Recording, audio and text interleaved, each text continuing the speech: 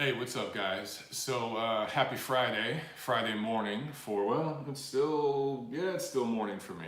Wanted to talk about something real quick that I see more and more people opining about, and I'm trying to find it here so I can respond to some of your comments.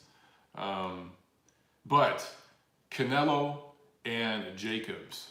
Oh, what's up? I got a couple of you guys on here already. Okay, I want to make sure that I got the chat up here on my laptop. We got Jack on here, Rick's Giggle.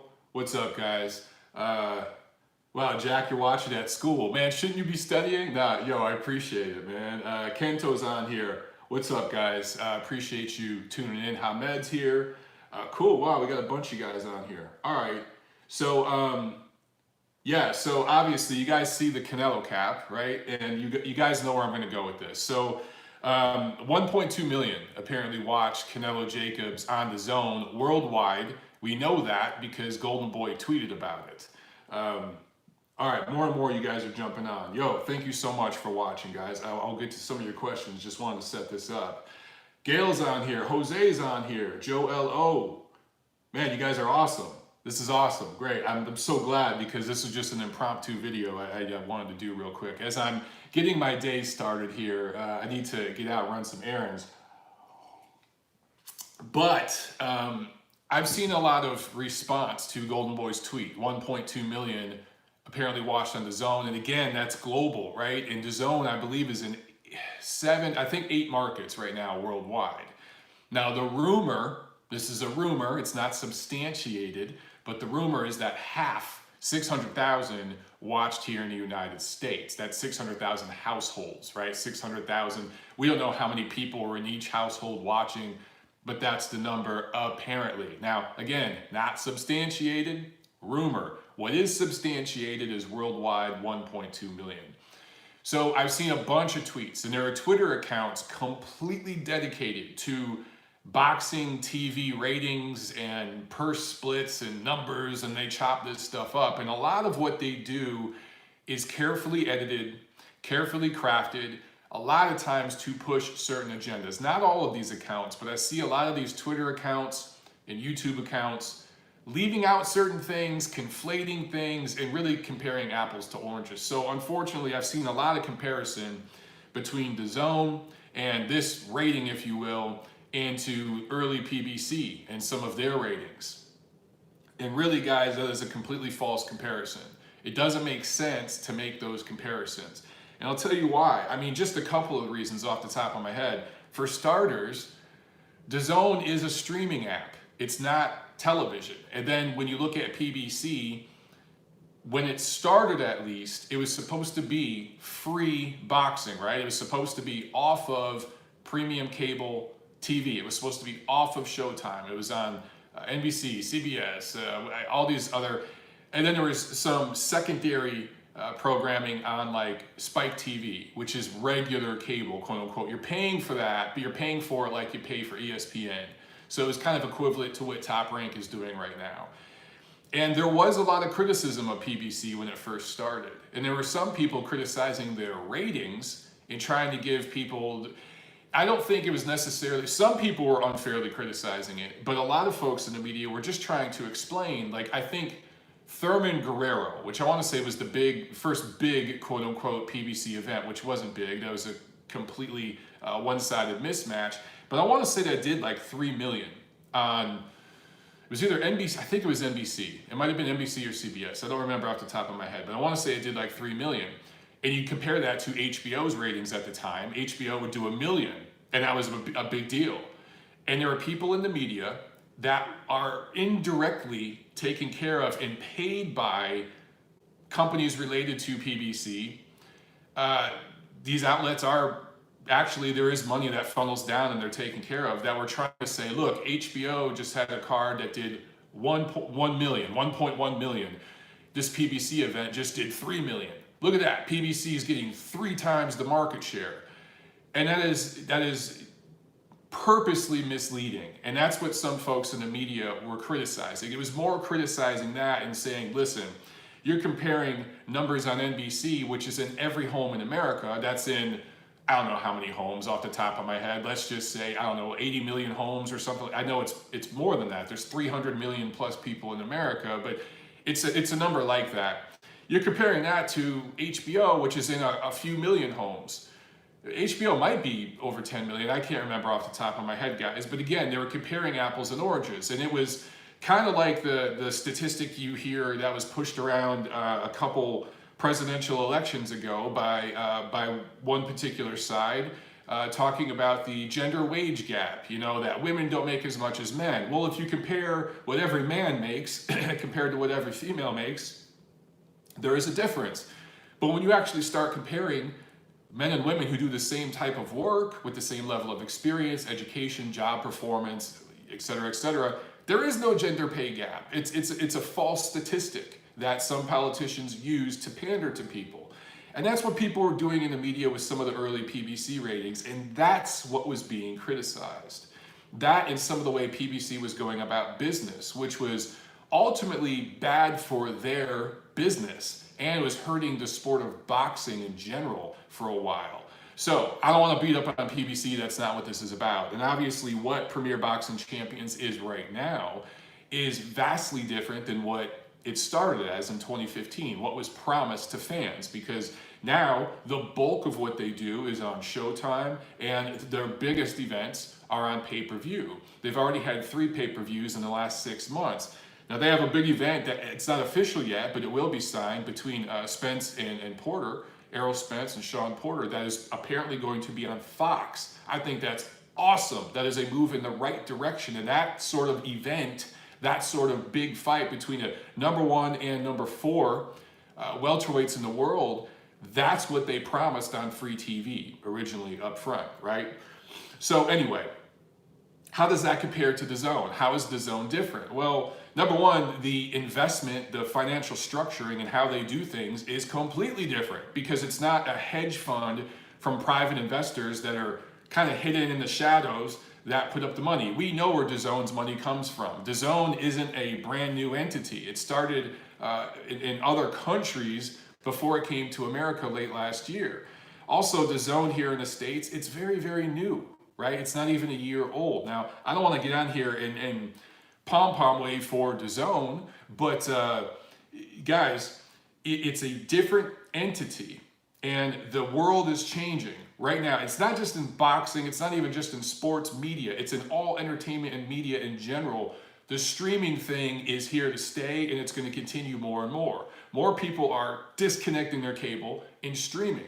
That's why Hulu, Netflix, those sorts of things have exploded. If you own Netflix stock, you're probably very happy right now if you bought it 5 years ago or whatever, because you could almost retire off of how much it's gone up. Amazon Prime, right? All that sort of thing is gonna stay, and it's going to continue. Google's doing something, I can't remember, Google Fiber or something. They have a thing coming out soon. So cable is a thing of the past. DAZN, I think, is trying to become the sports version of what Netflix became. That's what they're trying to do. Obviously, that's a massive endeavor. And in boxing, where things are so segmented and things are so old school, it's going to be hard to just come in and change things overnight. But I will say this, the major difference between PBC and DAZN. PBC, very secretive with the way they deal in media. And I'm telling you guys, because I was there. I was there for the whole unveiling and how this whole thing happened. I lived in LA at the time. I was on the beat, and I was in the biggest boxing market on earth. That's Los Angeles. It's the biggest boxing market on earth right now. It has the biggest fan base. Trust me, okay? It's proximity to Las Vegas. It's the biggest boxing market. We know it's the best gym scene in the world. So every big promotion comes through LA. I mean, look, you got Jarrett Hurd and J. Rock Williams are fighting in Virginia this weekend. They did a presser in Los Angeles. They're fighting in Virginia, but they knew they want to go to LA, do their thing there to get that fan base watching, right? And that's where most of the boxing media is now in that part of the country. Why do I say this? Because when PBC announced everything, there were a lot of people in the media that were blacklisted, that weren't part of some of the media events. just for the whole unveiling and everything else, there was a lot of secrecy. And it's just the way they do things, and I understand everybody has their own style. But there was no business plan. There was no transparency with the media. There's no transparency with fans. You had all these different networks showing all these different fights, but these guys, there was no cohesion. There was no plan. Over at DAZN, they're completely transparent with media. I think they could do a better job, quite frankly. I think they could have folks a little more dedicated to speaking directly with the media more often. I think they need to improve on that. I think they need to improve on the stream because there's issues with the stream. I think they need to improve with the team, the broadcast team, the production team, fine, but I'm talking about in front of the camera. There's a lot of improvements they can make, don't get me wrong, but they're making it very, very clear what they want to do. Their business plan is very, very clear. They're trying to give, death to pay-per-view. Now, whether you believe that, whether you think 5 years from now they'll start doing pay-per-view or not, they're making it clear what their mission is right now. Their mission statement is to put all of the best fights on for a subscription service in one place, right? And not just to show you American fights, but to show you fights around the world. And they're working with a bunch of different promoters. They're not aligned to one promoter, which right now ESPN is strictly with Top Rank. Showtime/Fox is strictly with Al Heyman. But over at DAZN, they're working with Golden Boy. I see Eddie Hearn on there. We've seen Zanfer Promotions, some of their fighters, right? So they're working with various, and then you look at Sauerland and the whole World Boxing Super Series, they're on there. So they're working with everybody. They're willing to, okay? So their business plan and everything is pretty much right up front, right in boxing fans' face, and they're making big, big moves. All that being said, obviously, it's not going to happen overnight where they have millions of viewers or millions of subscribers. And trust me, if DAZN had 5 million subscribers right now, we'd all know because there'd be press releases every other day about this. Whenever an event does big business, the promoters can't wait to tell everybody, right? When it doesn't do big business, the promoters, they're really, really quiet. I mean, we just saw Crawford Spence. Have the numbers been released? No, that was, kept quiet. The numbers at the crowd and, the local gate and everything were respectable. And so that we know those numbers, but the actual pay-per-view buys, Grandpa Bob didn't make that public because it bombed. And we knew it bombed. However, Spence Garcia, we know what those numbers are because it was a successful pay-per-view. So when promoters have good ratings, when network boxing, whatever network it's on, has good ratings, those numbers get released. So for 1.2 million to be released by Golden Boy, and for them to add the worldwide, that was a way for them to expand that number, apparently from 600,000 to 1.2 million. And again, that's just speculation, that's the rumor.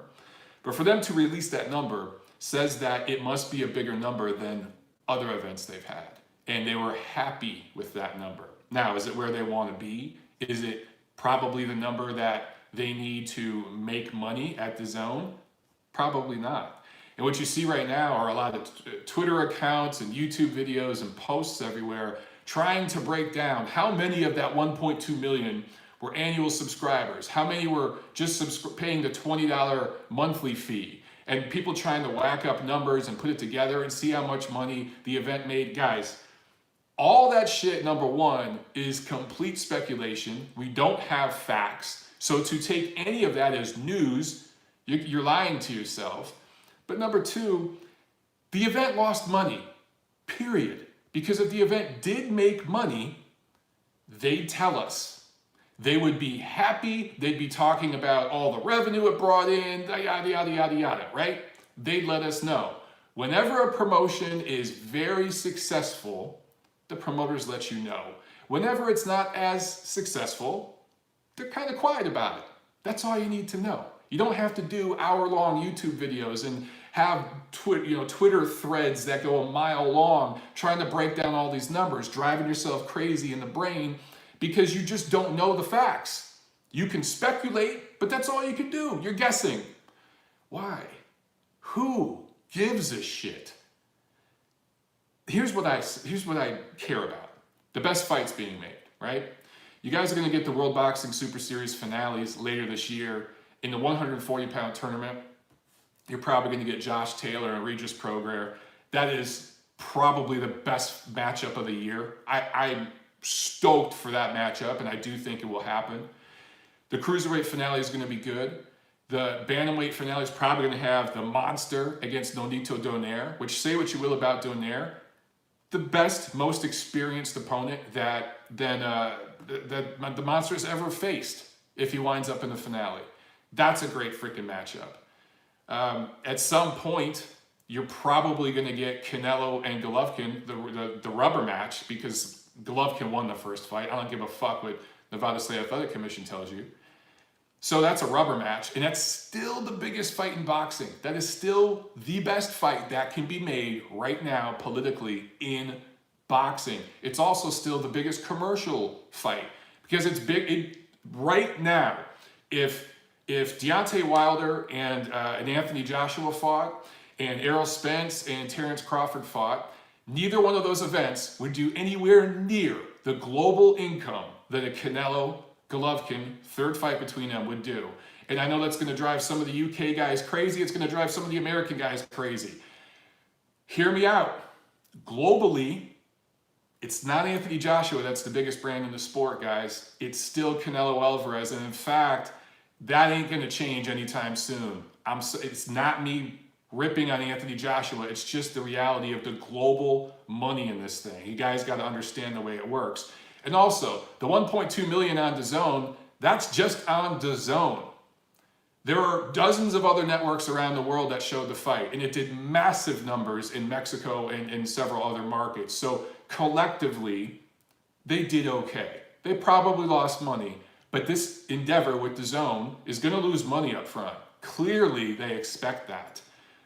Big difference, though, between how PBC started and where that money came from and the whole structure of it. So to make the comparisons of a streaming platform just getting started in America, basically new technology in the not new technology in the boxing market, because we've seen BT Sport, ESPN Plus, there's other apps like this, but to solely exist on an app completely off television, to have no television sidekick to it, right? Or a platform to attach to, that is unique. And to just also, we haven't seen an investment like this with an app. So it is a completely new endeavor.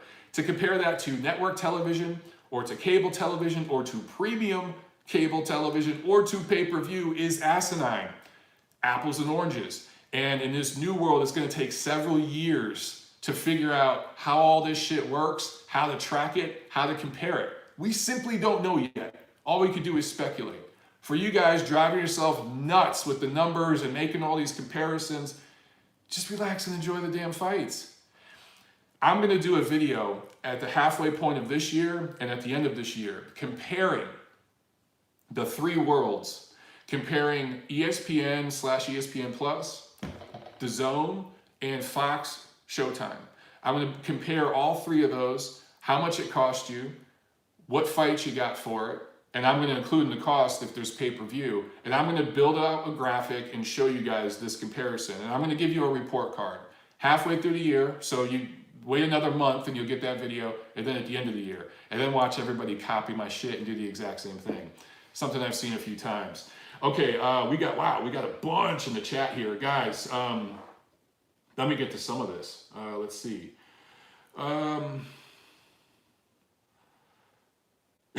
Rick's Giggle says, completely off subject, but I'm finally beginning my journey of sobriety from heroin. All right, I don't know if that's a troll. If it's not, good for you. If it is a troll, hilarious. Okay, Hamed, they were comparing DAZN numbers to ESPN. Yeah, I've seen tweets, I've seen Twitter accounts that do nothing but tweet about boxing ratings and stuff, and they purposely mislead people by comparing numbers on Fox to ESPN, to Showtime, to DAZN, which you can't. It's an idiotic comparison, the way those things work. Uh-oh, is my stream buffering here? Oh man, okay. Let's see if this comes back. Let me try to update this. I'm looking here at my laptop and it looks like we're freezing up, guys. Hopefully this comes through. Man, this internet should be better than this. All right, come on. What the hell's going on here? My internet shut down. Are you guys able to see me? Okay, you guys are fine. All right, then it's just my laptop because I'm trying to look at comments. Okay, all right, you guys can see me. I'll just read it right off my phone. Well, I'm missing a lot of your comments because this damn phone or laptop just screwed up. Let me see if I can get to re-buffer here, or else we'll just chat some more. We'll see how this works. Anyway, guys, if you can see me, cool. Just get some. I'll get to your questions live now because I got out what I really wanted to say. But damn, man, yeah, it completely froze here, so I cannot see the questions you guys asked before. Damn. Man, I'm still figuring this shit out, guys. Christopher says, I'll say this with confidence, Mexicans get behind their fighters more than any people. Look, the UK fans are awesome. The UK fans are right up there with the Mexican fans, in my opinion. But I would say here in the United States, clearly Mexican-American fans are holding down this sport. And they put their money where their mouth is. They go to events. Who do you think Canelo fights in December? He said he's fighting in December. I'm starting to wonder if Canelo fights again this year. It's quite possible that if you guys saw that sleeve he was wearing on his knee, Pacquiao, the most popular active boxer. Yeah, popular, yeah, but he doesn't bring in the money that Canelo brings in. But back to Canelo fighting.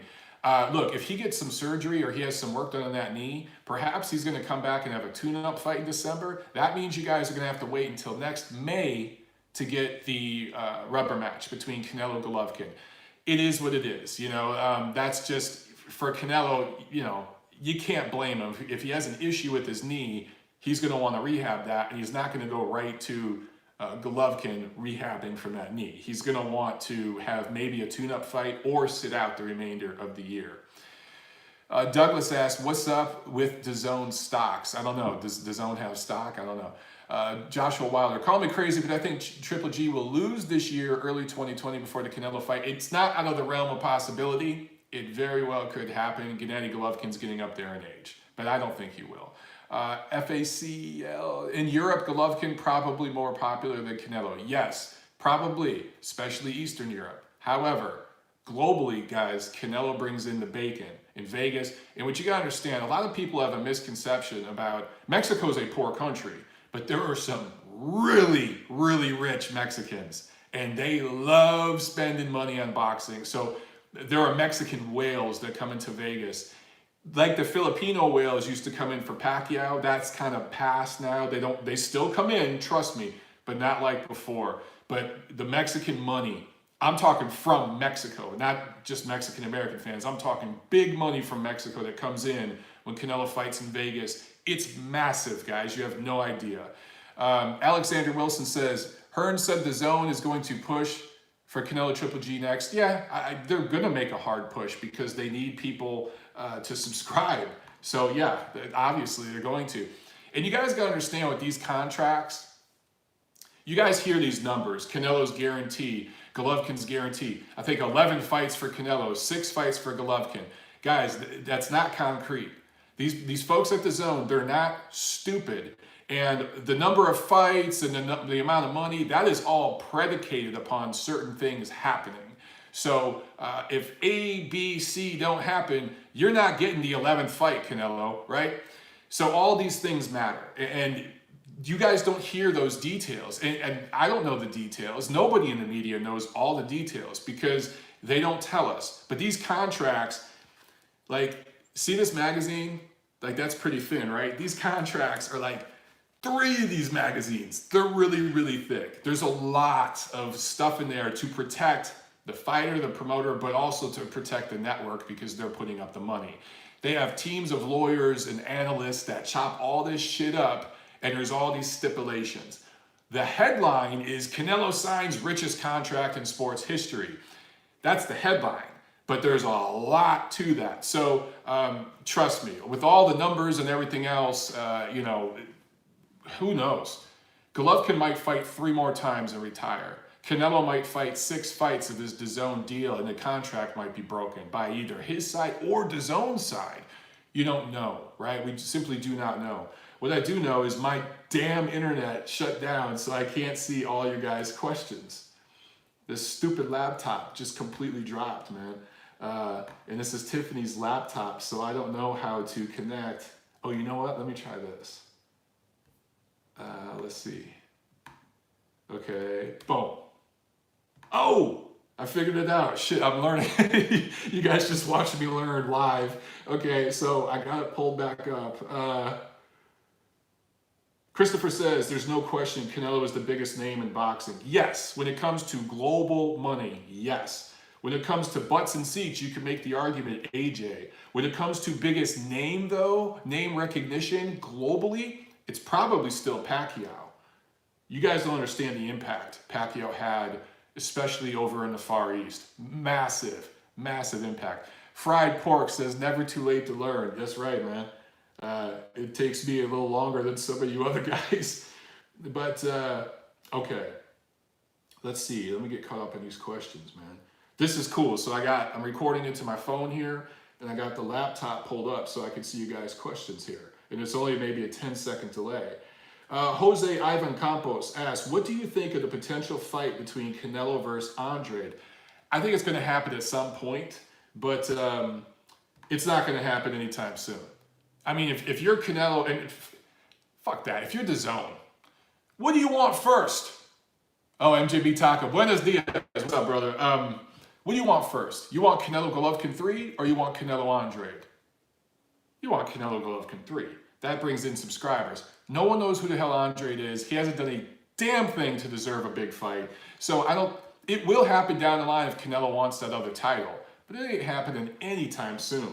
But yeah, the next year or so. But man, Canelo would rather fight Callum Smith because globally, Callum Smith brings in more money and it's a bigger fight than Demetrius Andrade. Demetrius Andrade needs to do what Golovkin did his first few years here in America. Fight 3-4 times a year, be exciting, knock dudes out, and do more media work and work with the fans.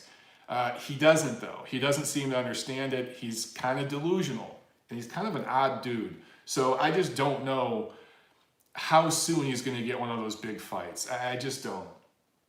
Let's see. Malik asks, loving the Canelo hat. Was the pay-per-view numbers for Wilder Fury and Spence Garcia concrete because Mike Coppinger was the only one reporting it, not Showtime or Fox? Well, those numbers are probably a little exaggerated, but I think they're fairly reliable. I don't think that they were beefing them up that much because think about it, guys. It wasn't that long ago in the Mayweather-Pacquiao era where 1 million+ pay-per-views was the goal. Both of those did like around 300,000. So it's not like they were bragging, but if you do the math, with the numbers they had to pay out and what they got, it ended up, being a profitable show for them. But yeah, they're always a little exaggerated, but right around 300,000. Spence Garcia outperformed Wilder Fury, which is very, very telling. And for Team Wilder, they need to realize their market value because it's nowhere near what Anthony Joshua does. Alexander Wilson says a VP for DAZN said that their sports budget for 2019 was $2.5 billion. Yeah, look, they're backed by billionaires and they're not investing through some kind of Waddell and Reed fund kind of thing. They're straight up active in the company. They have big money there. And you guys got to understand, they are more established in other markets already that do pretty well. In certain countries, DAZN is doing pretty well. It's actually profitable. That money there reallocated can subsidize in America where they're bleeding money big time. But with their investment, guys, obviously they're going for the long game here. So if they're not profitable for the first 2 or 3 years here, the USA version of DAZN, that's not a huge deal. They've got the money to back everything up. And in other countries, they're doing pretty well. I think DAZN's going to expand and be in more markets. I wouldn't be surprised to see them in a dozen markets in a few years. And, look, boxing is just one part of the investment. They do other sports in other markets, and it's fairly profitable for them. So just when you consider, and again, that's another thing, comparing it to the PBC, which for some reason people are doing because of the politics involved and everything, and the alliances and the money some of these people receive under the table. PBC is pretty much an American platform. Now, I know there's some ties now to the UK through some of the deals they've signed, but if you look at the management, where the money comes from, yada, yada, yada, it's an American platform. DAZN is global. So you got to think beyond DAZN USA. Obviously, DAZN USA, they want that to be the flagship. They want that to be the big, big thing down the line and have millions of subscribers. But right now, the globalness of it, I don't know if that's a word, globalness, but the globalness of it is securing them for a while financially, okay? But they got to have the subscribers 2-3 years down the line. But starting at 1.2 million for Canelo-Jacobs, now we have a number that Canelo Triple G, it's kind of smart when you think about, now I'm thinking about why Golden Boy tweeted that shit, because you know Canelo Triple G will do bigger numbers, especially globally, because Golovkin is a brand in these other markets that Jacobs isn't. So when Canelo Golovkin 3 does 2 million, and they can tweet that out, oh, you see an uptick. That's the whole point, guys. Now I see why Golden Boy did that shit. Sneaky genius, Golden Boy. Speaking of Golden Boy, I'm going to be interviewing Virgil Ortiz Jr. within the next few days for a piece I'm going to be doing for Ring Magazine. So if you guys can think of any questions that you're curious to ask Virgil Ortiz Jr., who I think is the next big thing, drop them in the comment section to this video. Don't drop it here in the chat because it will get lost. Put it in the comment section of this video once it's posted, okay? Any questions for Virgil Ortiz Jr., because I'm going to talk to him within the next week.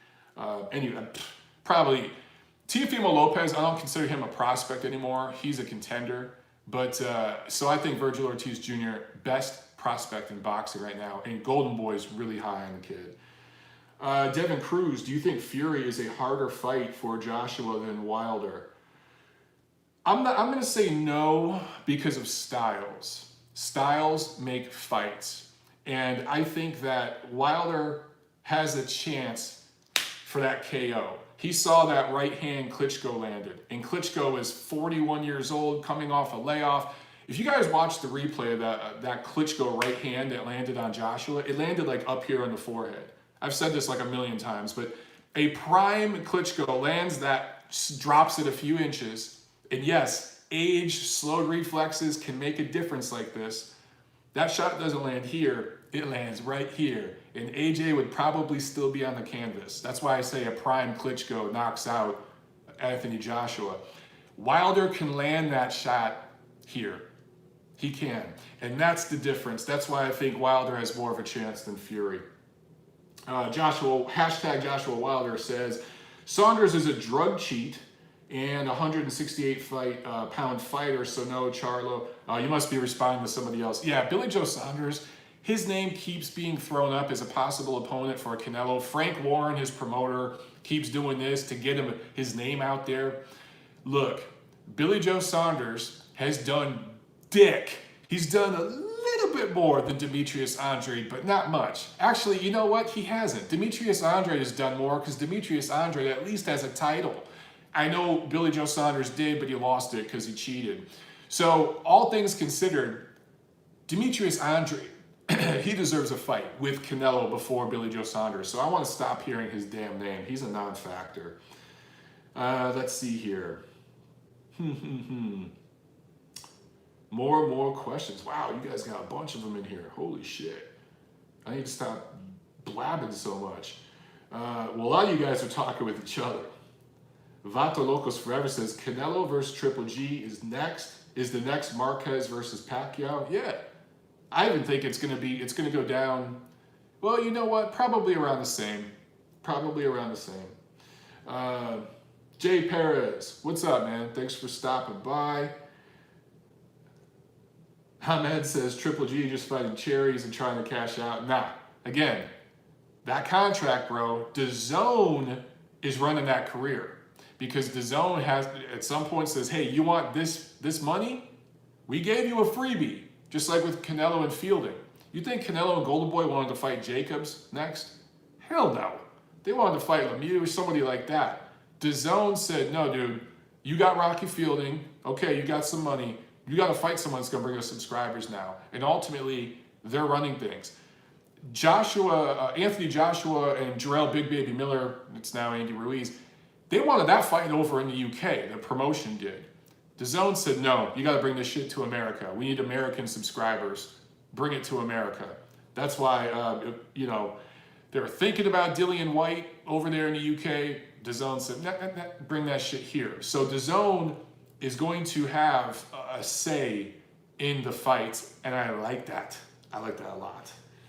Let's see, Rockstar 96, you're here early in the UK, Mike. Good to see you. Good to see you too, bro. Thanks for tuning in, man. Let's see, what else?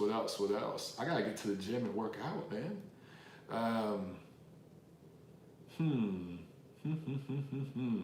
Well, a bunch of you guys in here, man. I love that you guys are chatting with each other. So, Delita Morales asked, what do you think of Canelo versus Kovalev?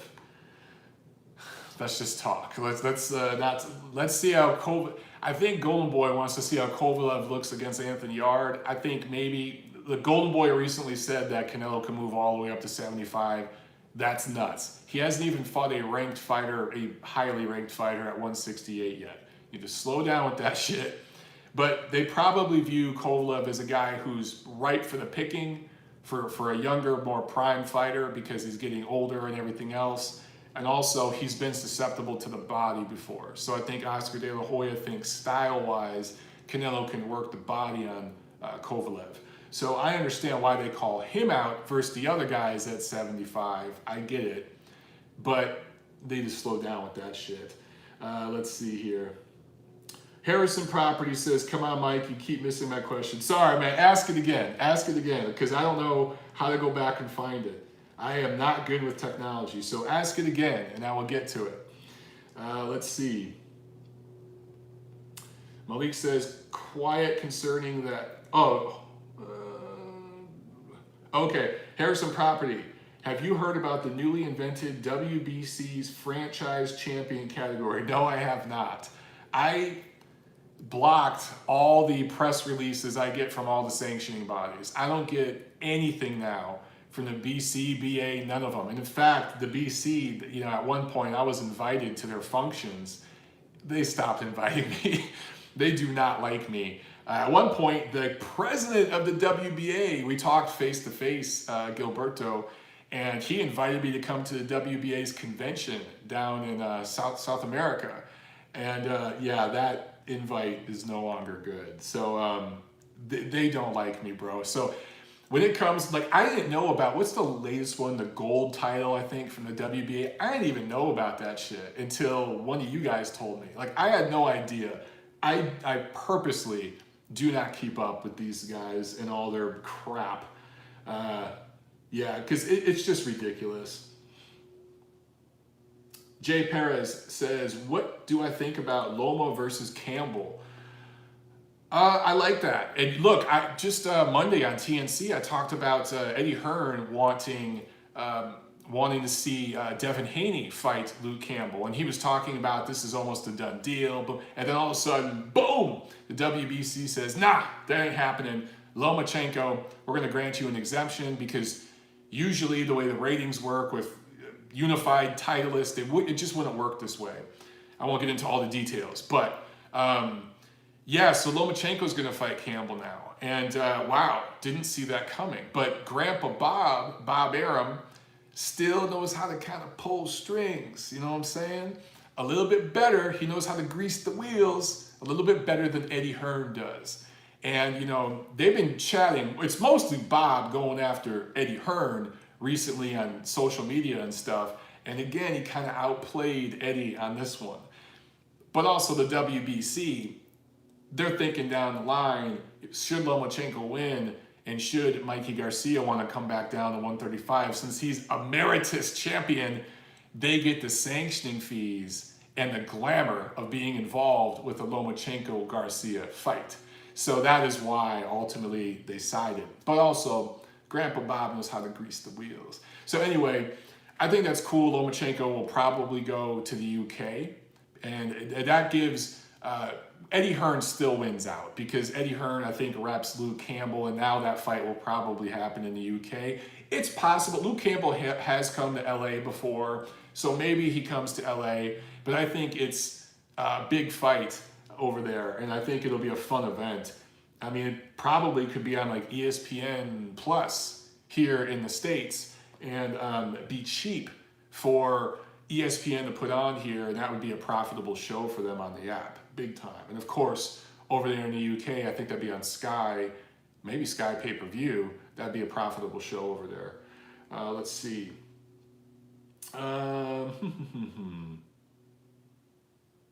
Let's see what else, guys. What do you think? Damn it, this thing updates. David asked, what do you think is going to take the WBC in the 2 division? Oh, I think you're trying to, what 2 divisions will the World Boxing Super Series do next year? I think they might go, 3 might be a little too much for them. I think they realize that. But I think they're going to stay in the cruiserweight division because it's cheap and those fights deliver. But I think they're going to go back at 140 or below because those divisions are so stacked and they come cheap. They could do another one at 140. They could go right back. 140 is getting more and more loaded, man. Southpaw asked, what do you think about fighters only fighting twice a year? Do you think they'll regret it when they finish so few fights? It depends on what their goals are, what they want. You know, look, a lot of fighters say it's about legacy. Yeah. It's about money. If they can secure their money, get their paper up, and have that retirement fund with all their faculties in line, that's the concern for most fighters. Does legacy play a part? Yeah, of course. But look at someone like Andre Ward. He didn't fight much at all. There are guys who have been fighting for 4 or 5 years that had more pro fights than he did in, over a decade? Do you think he honestly gives a shit? He's rich. He cashed out with Rock Nation. They lost big on those fights. He don't give a damn. He won out. So he doesn't give a shit. You look at someone like Klitschko, who had, I think, over 60 plus fights.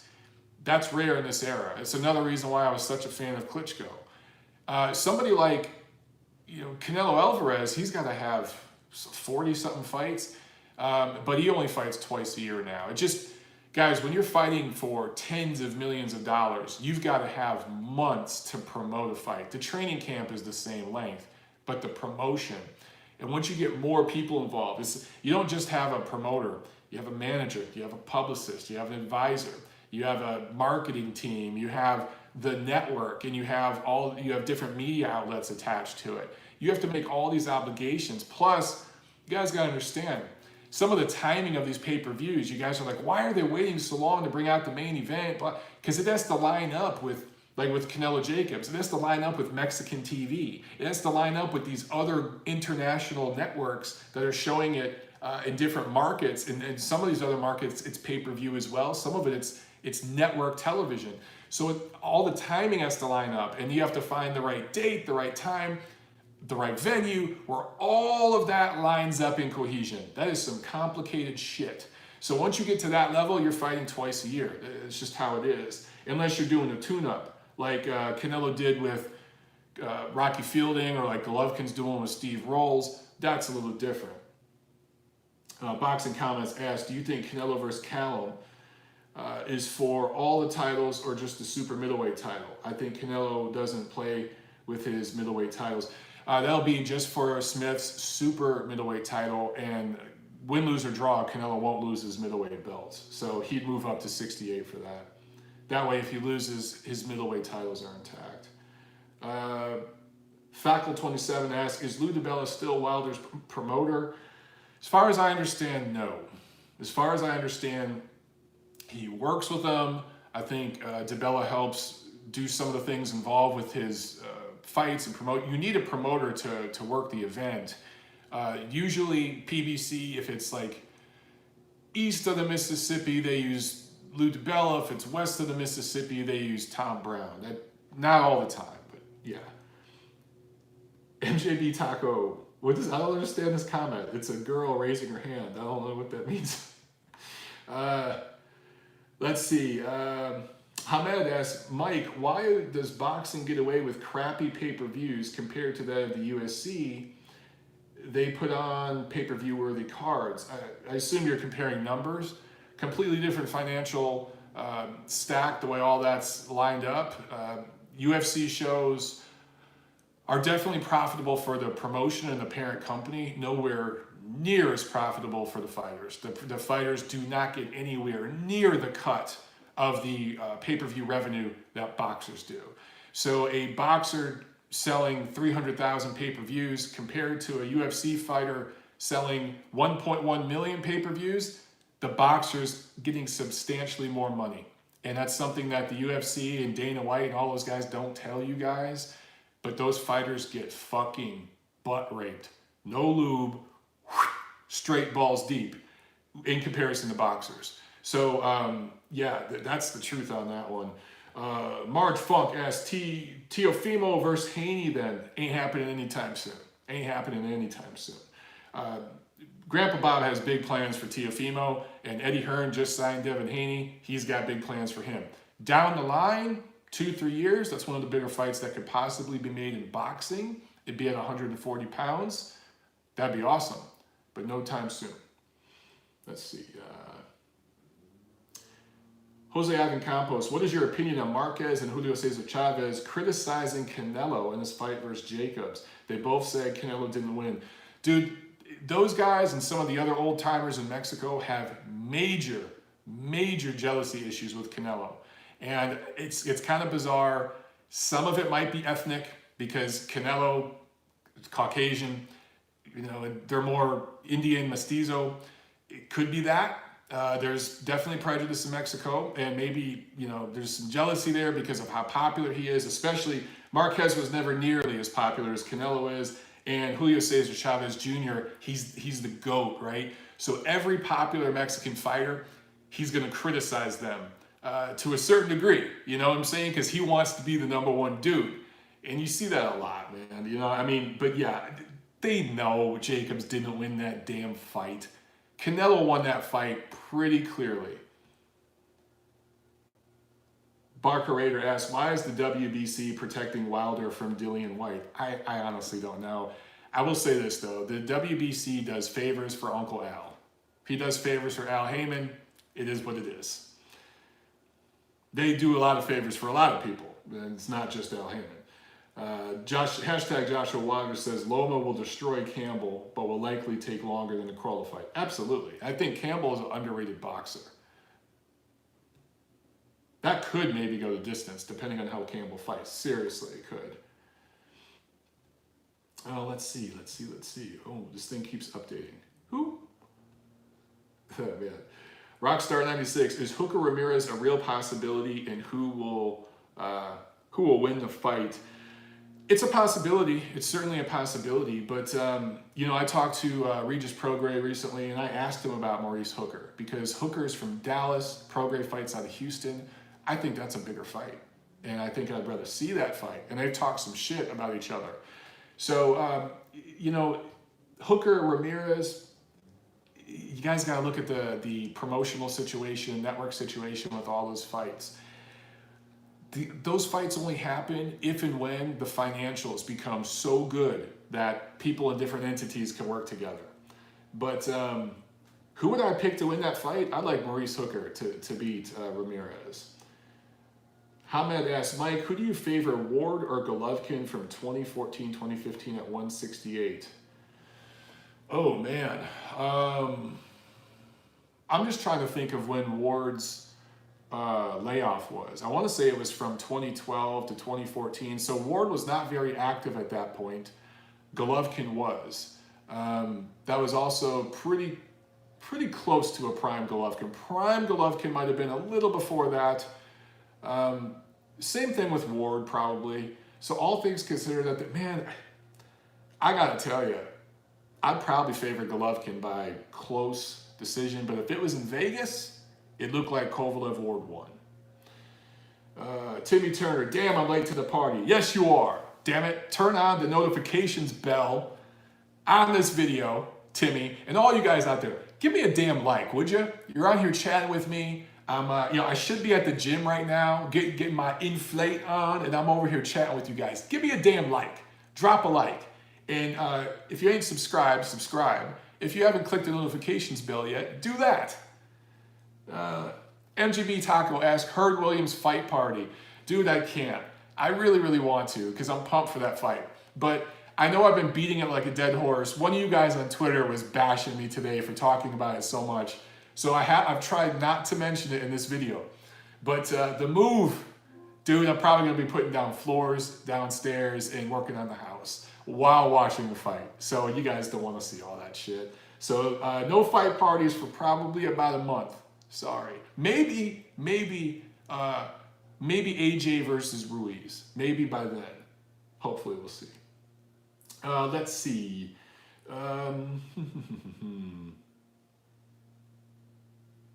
Delita has an interesting question. What do you think about the fact that Triple G has pretty much stopped making the effort to speak English to the media?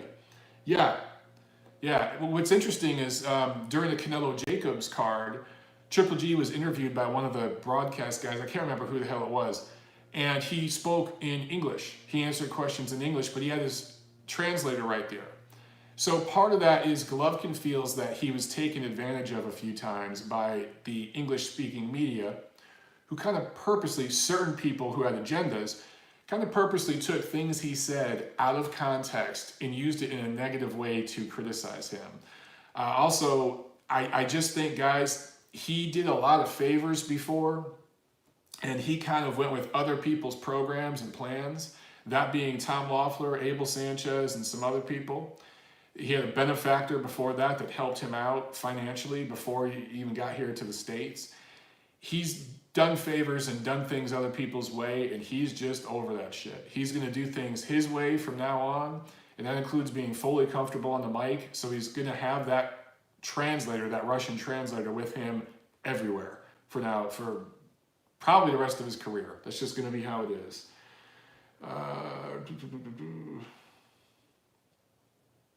All right, we're going to do a few more questions. And Boxing Comments asks, does Andy have that KO power to knock out Anthony Joshua? No, that's why he's going to lose. Damn it, update it again. Every time it updates, I lose like 10 of your guys' questions because it goes, you know, and they go way up there, and it's too hard to go back up there.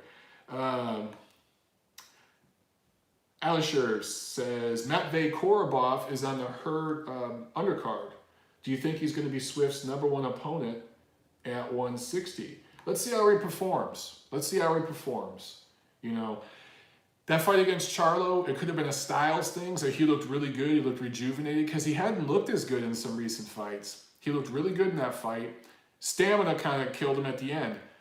Does he look better in this fight? You know, does he look worse? Let's see how he looks first. But if he looks better in this fight, yeah, perhaps. And he has the promotional ties and everything to get a shot at Herd. So, yeah, that might be a safe first fight for him when he moves up to 160 pounds. But I think Jermell is going to beat Tony Harrison in their rematch. That's why they put it in Vegas, to make sure that gets lined up. So I want to see Herd, should he beat Williams, I want to see Herd and Charlo first, and then Herd can move up. And then Timmy Turner asks, thoughts on the Korobov-Aleem fight, who wins and how? You know, I like Korobov to eke out a decision win there. Joe, 56984 asks, have I met Al? I met Al for half a second. I was covering a PBC card, man, right when PBC came out, 2015. I want to say it was like Citizens Bank Arena in Ontario, California, or is that Riverside?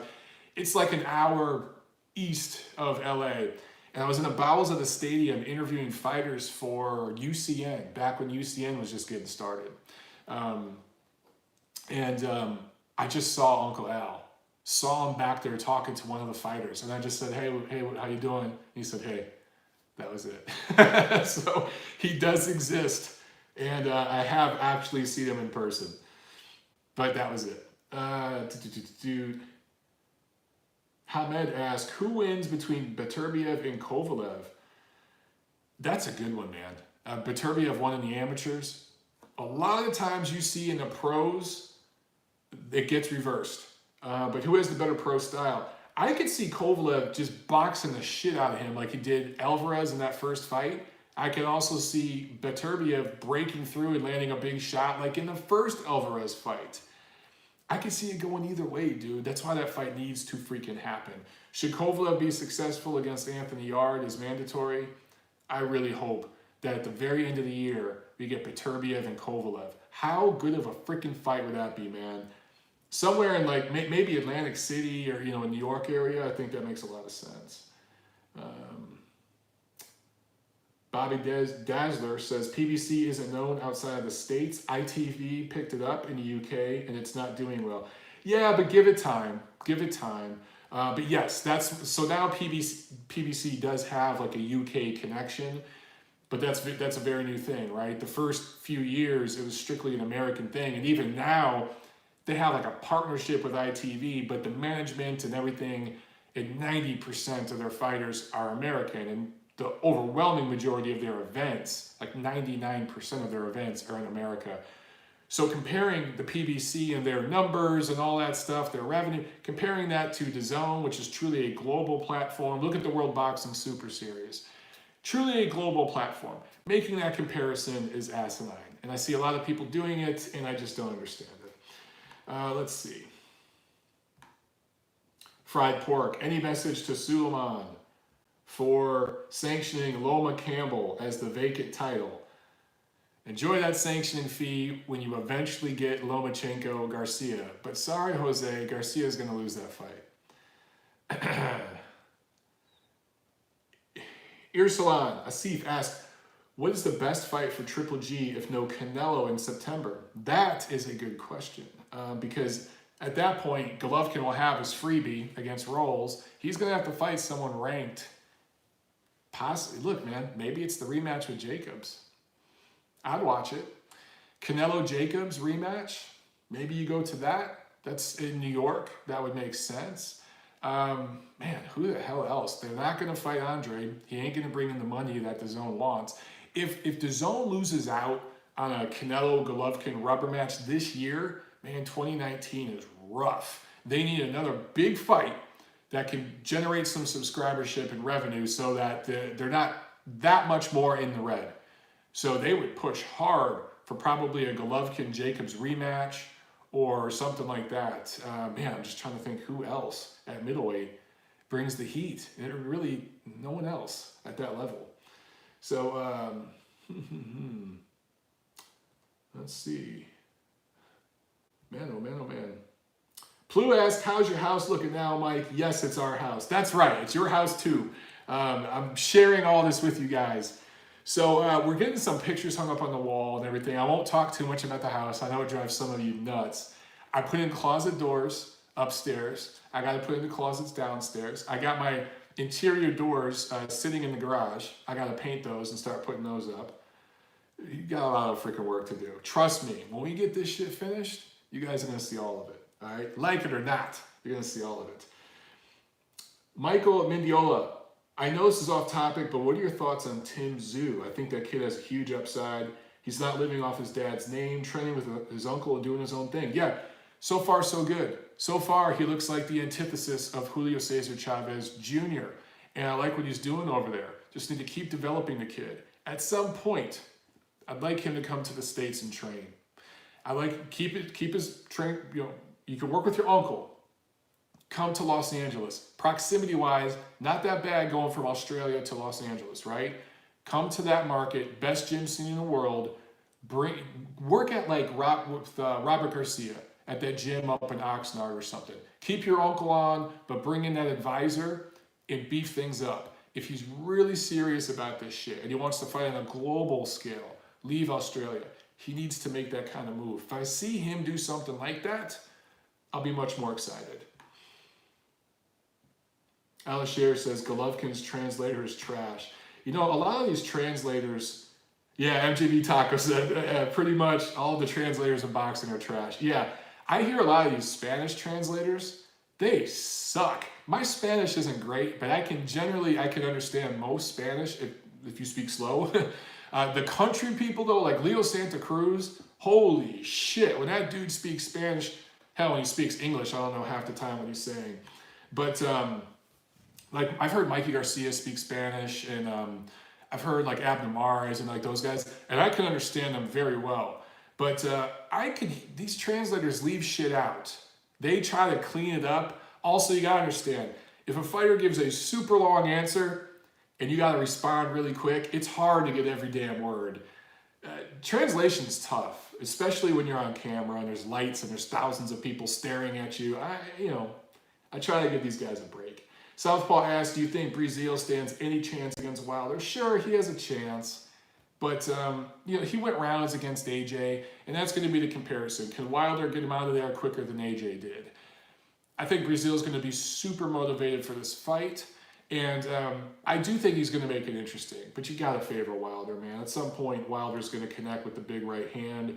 And I think that he's going to connect with it from an odd angle. Every right hand that AJ landed, Breazeale saw it coming. So he absorbed it. It hurt him. It eventually got him out of there. But he saw it coming. Can Wilder hit him with something he don't necessarily see coming? And Wilder can add the left hook and, other tools like that. So, and if that goes the distance, that's going to hurt Wilder's marketing. Sabio777 asks, what are your thoughts on the Canelo versus Errol Spence fight? There's a lot of rumors about that happening right now. Guys, that fight is not happening any time soon. Like, seriously. Is it possible 3-4 years down the line? Sure. Like, seriously, it might take that long. But Spence and PBC, like Tim Smith, those guys, they've made it very, very clear what they're doing with Spence right now. He's going to fight every damn PBC welterweight, every single one of them, before venturing outside. And the biggest fight after that will be Crawford. And they'd probably rather take Crawford's scalp at that point because he'll be old, ripe for the picking. Fight him first, then maybe Canelo. How do I see that happening? If they fought right now, Canelo Alvarez would not only beat Errol Spence, he'd knock him out. Did you see that freaking head movement against Jacobs? Spence is not nearly as tall or long as Jacobs. Pound for pound, a better fighter. But physically, just imagine what a 160-pound Canelo, with all that head movement and upper body movement, which I still contend is the best in the sport. Yes, it's better than Lomachenko's. That, with the body work against Spence, guys, he'd knock Spence out. They have divisions for a reason. And Spence, I think people are jumping the gun. He beat up a fat businessman lightweight earlier this year. Fantastic performance. But yes, is he in the pound for pound top 10? Yes. Is he in the top 3 or 4 like Canelo is? No, he's not. Some of these pound for pound lists I've seen over the last few days, my God, they're bad. And some of them from credentialed media folks, oh my God, horrible. Hamed asked, did I see Uncle Al or Sam Watson? I've met Sam Watson a billion times. He's everywhere. I've seen him at the gyms, and I was working out and seeing Sam Watson coming in. Sam Watson has seen me hit the heavy bag and spar and hit mitts and shit. Uncle Al, no, it was Uncle Al. Trust me, I know the difference. A lot of people don't. Yes, I met Uncle Al. Okay, Drazu. I know I'm butchering that name. I'm sorry, brother. He asks, do you think Jonathan Banks is a good match for Triple G? The dude, Banks, doesn't give much to read off. Yeah, Banks is a very quiet guy. I think Banks is a good fit for Triple G right now because he's a small personality. Triple G can be the star and run the show. Banks kind of stays in the background, real quiet, and will just do what Gennady wants. And maybe give a different technical aspect, a different view than Abel gave him. So you know what? At first, that pick didn't make sense to me, but it's starting to grow on me. I'm starting to get it. And let's see how Gennady looks. He's not going to look great against Steve Rolls, I don't think. This camp's in Big Bear. I don't like him training up there. He's training at Shane Mosley's gym. They need to move the camp down to LA. I want to see even Oxnard or something. Work with Jonathan Banks somewhere out of the mountains because I think that's killing him. Jose asks, is it true your house is over 4,000 square feet? It's got to be a palace. It is just under 4,000 square feet. It's freaking huge. However, built in 1960, so the ceilings are only 8 feet tall. It's not like it has huge ceilings, and I'm 6'4". So yeah, I have to watch it around some of the ceiling fans. MJB Taco, Robert Garcia isn't up in Oxnard anymore. He works around in LA? I know he goes to different gyms, but I thought he still went up and worked with some guys in Oxnard. Perhaps I'm wrong. But Harrison Party, house party for all subscribers. Ho! House party. Are you bringing a beer? If you're bringing a beer and shit, okay. But I can't sponsor beer. I have like 8,000 subscribers. You know how much beer that is? You guys bring the beer? We're good. Let's see. Devin Cruz, you got. Do I still think Pacquiao Thurman happens this year? I'm starting to wonder, bro. I'm starting to wonder because I haven't heard shit. I think it's still possible. A lot of these fights with PBC, they announce it at the last minute. So I think it's still possible. I hope it happens. I like that fight. Let's see. Timmy Turner, yeah, I agree. Canelo's head movement is crazy good. It is. It's seriously underrated. I'm wearing my Canelo hat just to troll some of these guys today. Let's see. Timmy Turner. Oh, you're talking to someone else, but Big Bear is bigger than you think. Yeah, Big Bear is a pretty big place. It's not that big. So there is absolutely no doubt. Golovkin will probably run into either Abel Sanchez or one of the guys at Abel Sanchez's gym in the next month or so while he's preparing for Steve Rolls. It will happen. It's not that, there's only so many restaurants there. But he'll run into Abel. Maybe not Abel himself, but somebody related to Abel's gym. That will definitely happen. Okay. Down here in Riverside, I think, yeah, you know what? Barrios, you're right, bro. He has been there in Riverside. You're totally right, man. I totally forgot about that. Southpaw says, Canelo improved and learned so much since the Mayweather schooling. Best thing that ever happened to him. Yeah, look, everybody knows that Canelo wasn't ready for that fight. He was basically a junior contender, senior level prospect at that point. Yes, I know he had fought Mosley, who was ancient, who had been blanked by Pacquiao, dropped by Pacquiao, right?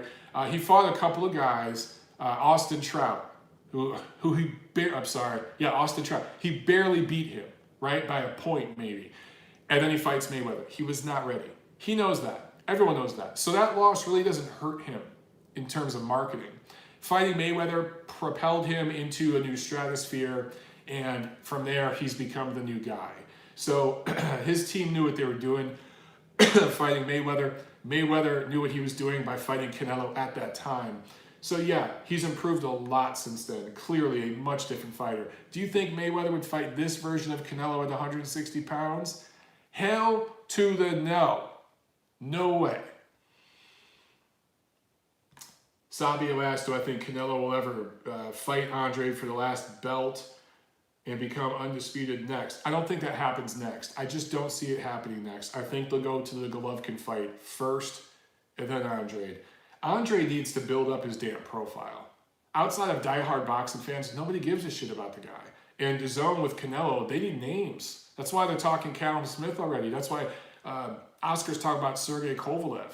You know, that's why. I think Top Rank has options on Kovalev right now, but those options will run out. And at some point, he'll be a network free agent in the near future. So he could fight on his own. Let's see. Hamed says, Mike, Canelo wasn't ready for Mayweather, but wasn't green. He had over 40 fights, was just inexperienced at that level, not green, was a champion.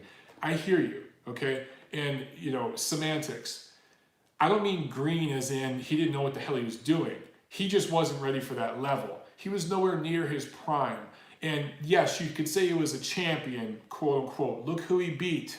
He beat nobody anywhere near the level of Mayweather, right? So jumping to that fight at that point without a couple of in-betweens, he needed Irizlandi Lara first. He needed that level of opponent a few times before facing Mayweather. They learned, the biggest lesson they learned from that Mayweather fight is to stall the Golovkin fight.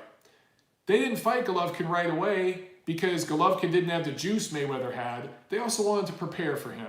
So they fought a few guys first to get ready for Golovkin, to line up everything the way they needed it. That's what they learned most from the Mayweather fight. Beyond anything else was timing.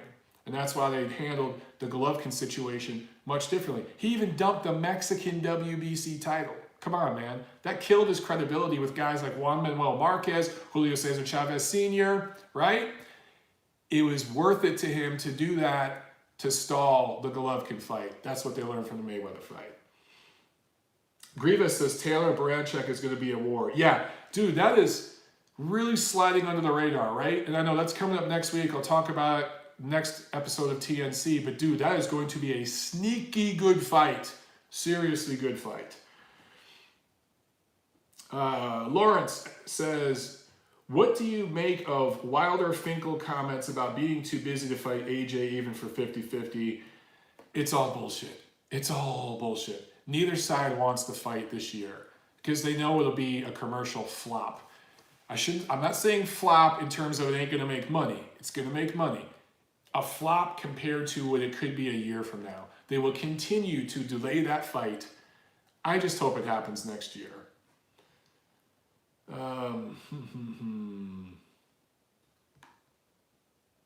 Yeah, Hamed. Yeah, and that's it, Hamed.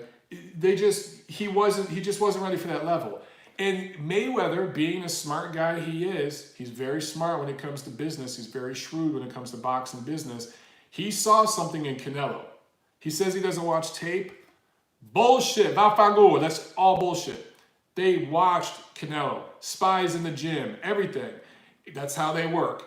And wow, my stomach's growling. Holy shit, I got to eat something and then go work out. And they knew, Mayweather knew, this dude's going to be good. This dude's going to have some of the best shit in the game. I'm going to fight him now. They knew what they were doing, bro. Ivan asked, do I think Canelo will fight Callum Smith next?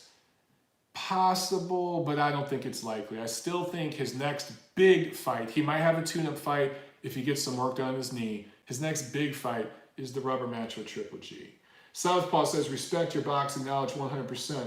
Thank you, brother, and I respect you for watching and supporting, man. Thank you very much. Oh, Skofstad says, bummed over the Usyk injury. Man, I haven't even talked about that. Alexander Usyk, bicep injury. Look at that. Pow! Oh, man, that's deflated. Holy shit. I need to get... Oh, man, I've been working out. Anyway, bicep injury. So that fight with Takam has been postponed, I think, till August. They're still throwing around dates. But yeah, that's kind of a bummer, man. I was really looking forward to that. I really was. And so was DAZN, because that was going to bring in some subscribership. Yeah, I'm really bummed about that. But I'm still excited to see Usyk. It's just a minor bicep tear, no surgery. Later this year, we'll be making his heavyweight debut. Lawrence Nye, pound for pound, do you rank guys based on how you saw the fights or the official result? Good example is Triple G Canelo. Pound for pound, I go with what I saw. I don't give a shit about the scorecards. But when you're talking about divisional rankings, you have to go by the scorecards. Right now, Canelo's the middleweight champion. Do I think Canelo won the first fight against Golovkin? No. It was a flat-out robbery, that was a draw. Golovkin won. But you can make an argument that Canelo won the second fight. You can make an argument that Golovkin won or it was a draw. It truly was a fight that could have went either way depending on what you prefer. I respect the scorecards for that fight, and therefore I see Canelo right now as the middleweight champion. Pound for pound, though, I go with my eyes, but it's not just about the last couple fights. It's about the totality of the work. I don't rate guys pound for pound based upon potential. I think that's a stupid way. And again, I see a lot of media guys rating Spence like number 2, number 3 right now. Like, that's ridiculous. Rating Canelo number 1. He's not, right? You got to look at the totality of the work. Amateurs count too for guys like Lomachenko, Golovkin, Rigondeaux, Andre Ward when he was fighting. Amateurs matter, right? Gold medals matter. Hundreds of amateur wins and tournament wins matters. On the global scale, tournament wins in your little region of the country, not necessarily as important, but I'm talking world championships, things like that. That matters.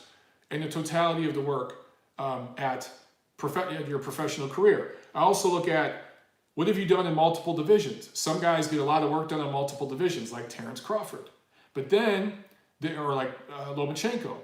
But then some guys can dominate a whole division. That's another way to get in the pound for pound list. What Golovkin did at 160, that matters. What Vladimir Klitschko did at heavyweight. What Alexander Usyk did at cruiserweight. All that matters. So I factor in all of that. TKF says, hello, Montero. What's up, TKF? Thanks for signing in or joining in.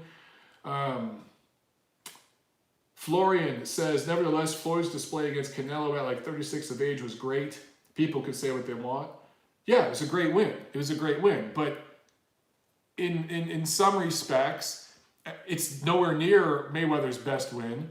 And, you know, it's like Errol Spence, his win against Mikey Garcia was outstanding. But there is a but. There is a but there. Garcia is a little overrated, in my opinion. And he's a damn lightweight. He's a lightweight who doesn't like to suffer to get down to 135 because he's a businessman first, a fighter second. He can make lightweight right now if he worked at it. He really could. He doesn't want to. He wants to be comfortable.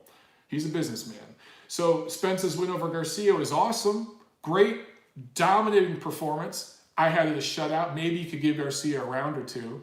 Just like Mayweather. I thought that was a shutout. I thought that was 120, 108. Was it CJ Duncan who added a draw, who hasn't worked since? Man, that made Adelaide Bird's Canelo-Golovkin scorecard look reasonable. But yeah, equally shitty scorecard related to a Canelo fight in Vegas. Go figure. But yeah, it's a good win for Mayweather. He blanked Canelo. But would he do the same thing to a prime Canelo right now at 160 pounds? Or a catch weight in between 150, hell, even at 154. Will you do the same thing to a prime Canelo?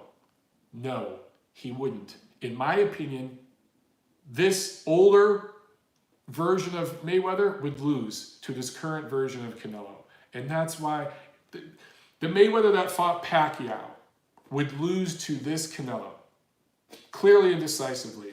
That's why he fought him when he did. And that's what I'm trying to say, dude. That's why guys like me are here to give you the business behind the business, right? On paper, you see Mayweather shut out Canelo. And now you see Canelo is one of the best fighters in the world. Well, holy shit, that must mean Mayweather is like a super god. Yeah, there's some fine print there, all right? There's some gray area between the black and white, brother. And that's all I'm talking about. Okay, let's get to one more question, and then I'm going to drop off, guys. I got to eat something, and then I got to go work out. And I don't like working out after I eat, but damn. Let's see. Okay,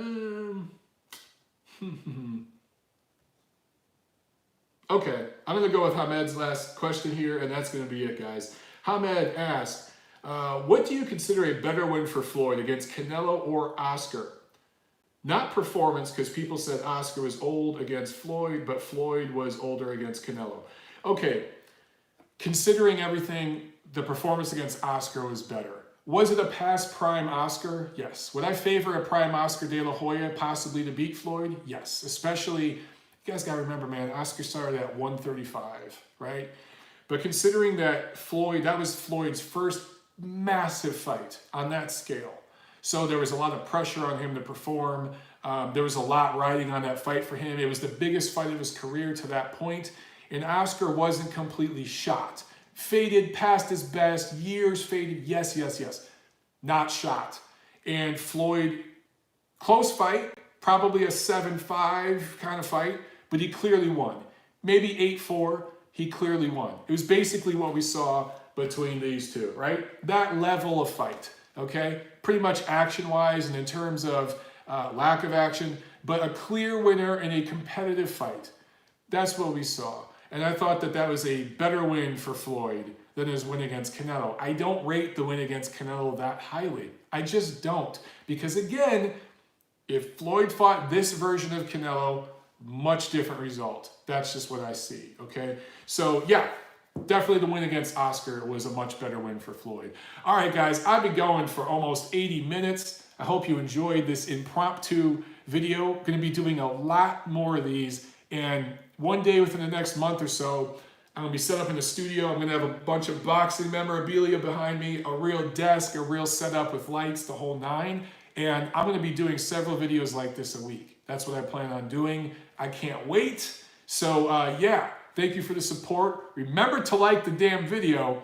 And any questions for Virgil Ortiz Jr., drop them in the comment section after this video processes and everything. I'll come back, I'll look at the comments. When I talk to Virgil and his team, I'll probably talk to Eric Gomez and Oscar De La Hoya as well. So any questions you guys have, let me know, all right?